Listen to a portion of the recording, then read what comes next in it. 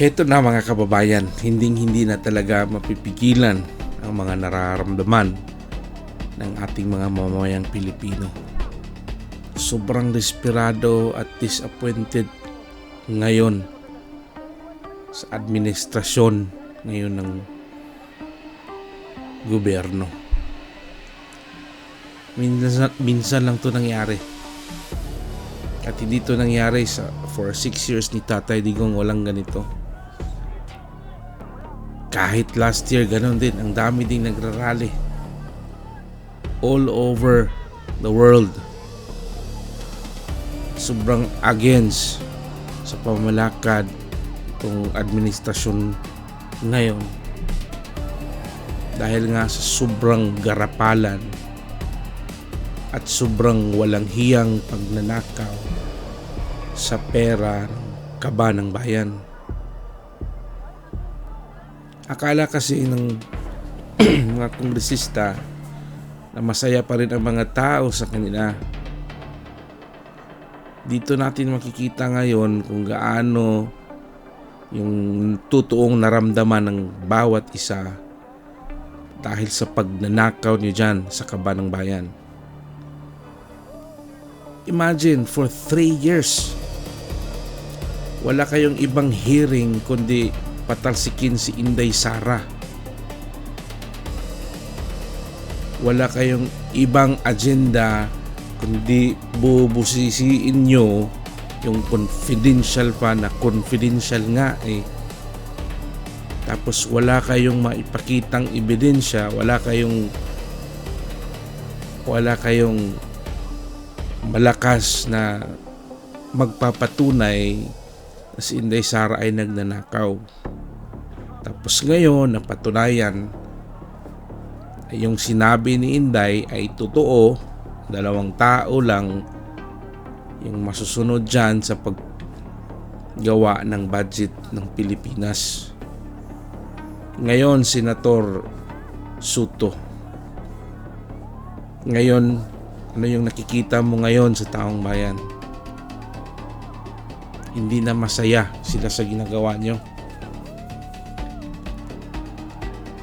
Sobra nyo kasing pinapaikot ang mga tao. Hindi nyo na kayang paikutin ang mga tao ngayon. Matalino na ang mga tao. Lalong-lalo na sa social media.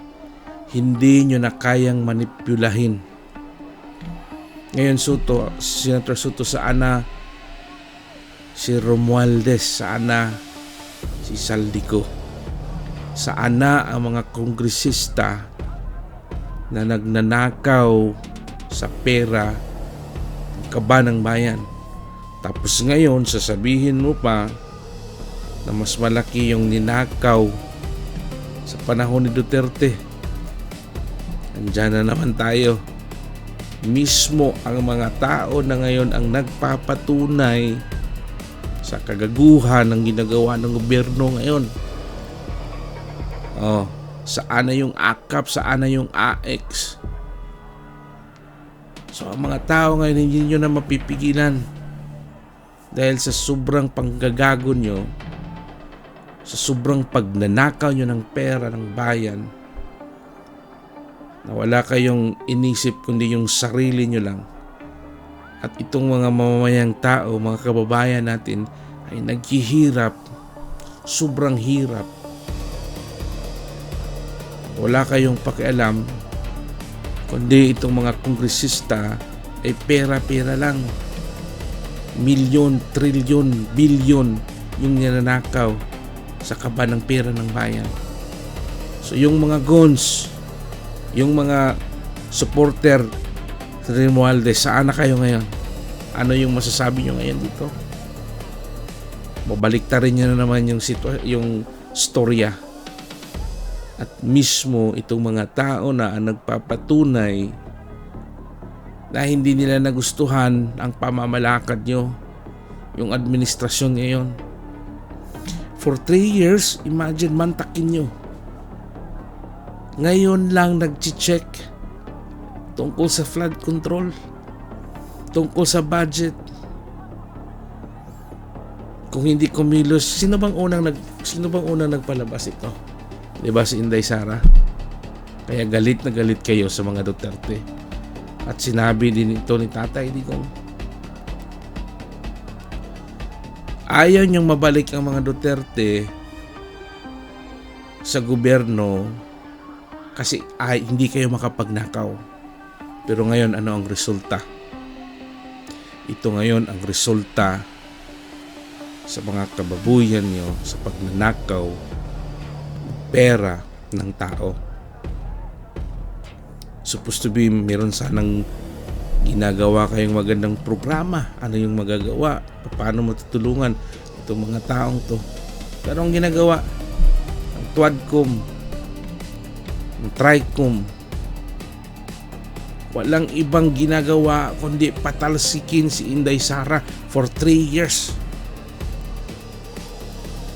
Akala nyo siguro hindi kayo nakikita ng taong bayan. Kitang-kita ho po yung galawan nyo dyan. Kitang-kita kung paano nyo gustong manipilahin ang mga tao. Pero hindi nyo na kayang manipilahin ang mga tao ngayon. Matatalino na ang mga tao ngayon. Ano na ba ang nangyayari ngayon sa mga kababayan natin? Wala kayong awa dito sa mga taong to. Gusto lang ay yung milyon-milyong mga pera, kasalapi na gusto nyong punta sa inyong bangko at gusto nyong kayo lang ang yayaman. Yun yung iniisip itong mga taong mga maralita, itong mga taong naghihirap, mga ordinaryong taong dapat sana mabigyan ng pansin, matulungan ng gobyerno, matulungan paano mabigyan ng trabaho, matulungan paano maiangon ang buhay, matulungan sa mga oportunistang mga sigurista na mga kumpanya. Mantakin nyo yung magtrabaho ka sa Pilipinas, sobrang baba ng sahod. Babayad ka pa ng sariling SSS insurance. Tapos babaratin pa yung sahod. Hindi po ba kayo naaawa sa mga kababayan natin? Wala na po ba kayong puso at matingna at sana naman kayo ay niluklok ng taong bayan dyan, mga House of Representative, mga kongresista. Sana makita nyo, kayo nga ang representante ng taong bayan. Pero yung taong bayan ayaw na sa inyo. Galit na itong taong bayan sa inyo. Feeling magaling kayo, feeling mabait, at gusto nyong manipulahin ang mga tao. Pero ano ngayon? Sobrang gulo. Ano nangyayari nito ngayon? Hanggang kailan po ba matatapos itong ganito? Hanggang kailan ba matatapos yung korupsyon dyan sa ating bayan? Wala na ba talagang pag-asa? Talagang ganyan na lang ba talaga ang mga leader sa ating bansa? Buti na lang meron pang mga tao, mga leader na handang tumulong at lumaban para sa ating bansa. Sana po ay magkakaisa na po tayo. Katulad nito, sobrang gulo. Hindi ito nangyari kailanman sa termino ni Tatay Digong. Walang ganitong pangyayari na sobrang daming nagrarally. Hindi po ba kayo nahihiya? Diyan sa House of Representatives, feeling nyo sobrang galing nyo. Feeling nyo para kayong mga hurado dyan. Parang kayo na yung hustisya.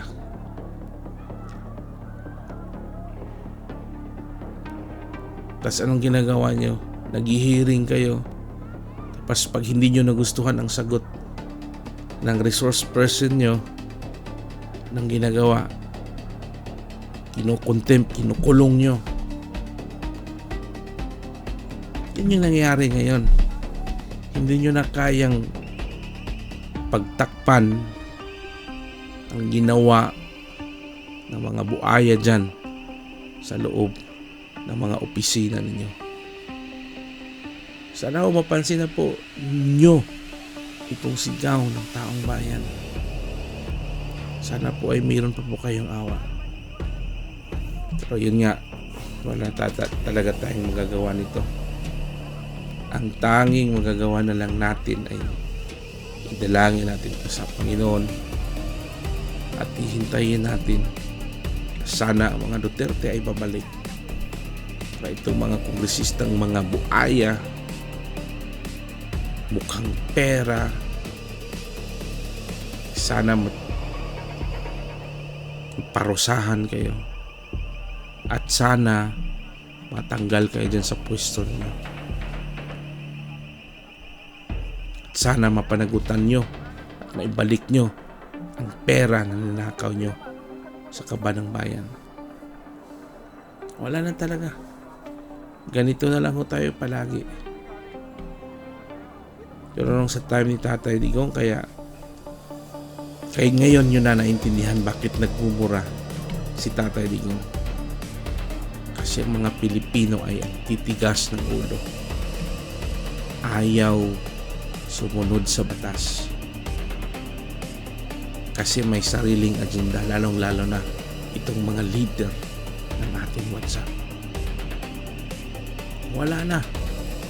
Ganito na lang palagi. Sobrang gulo.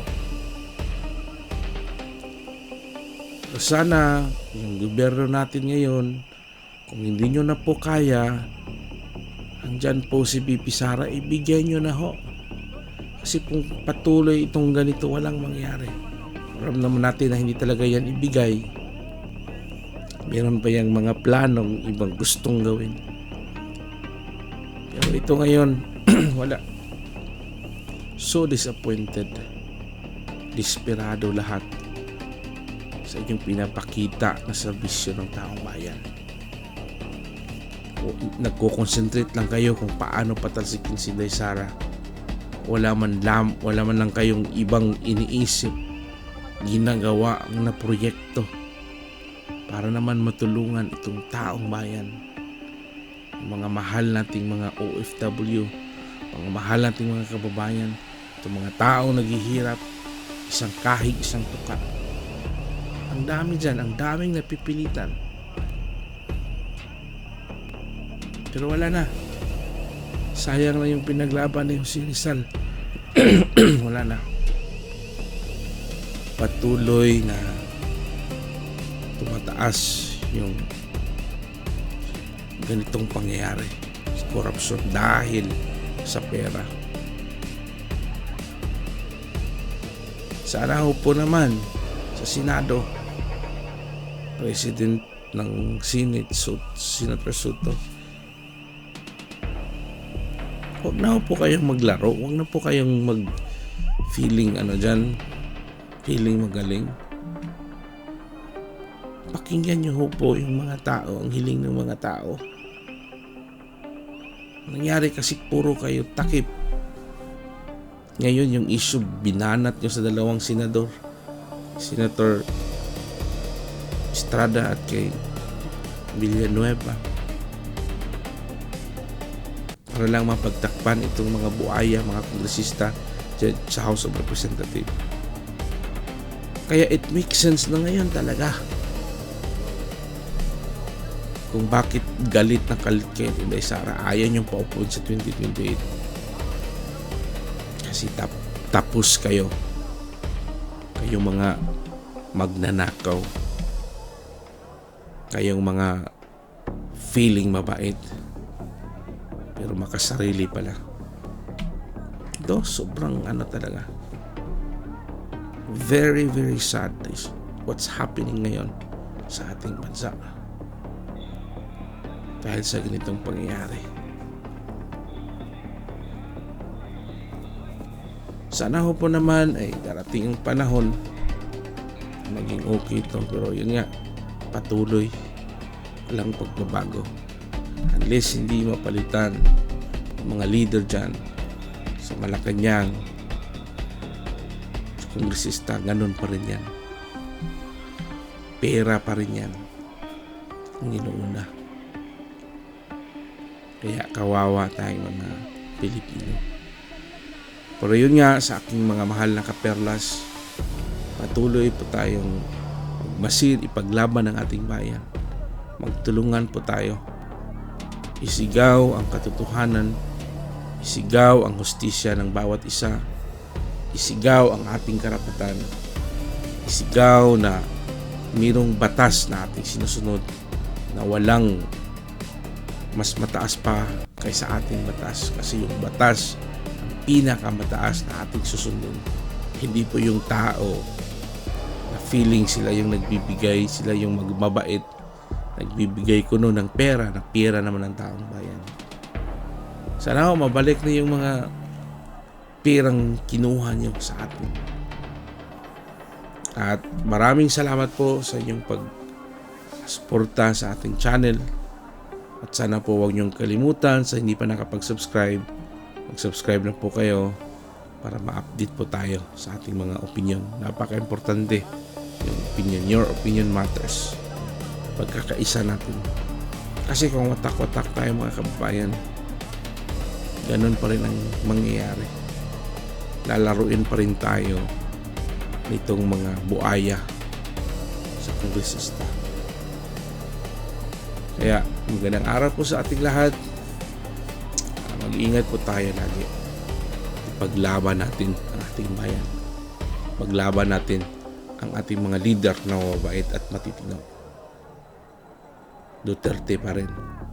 Salamat sa lahat, para sa Panginoon at para sa ating bayan. God bless everyone.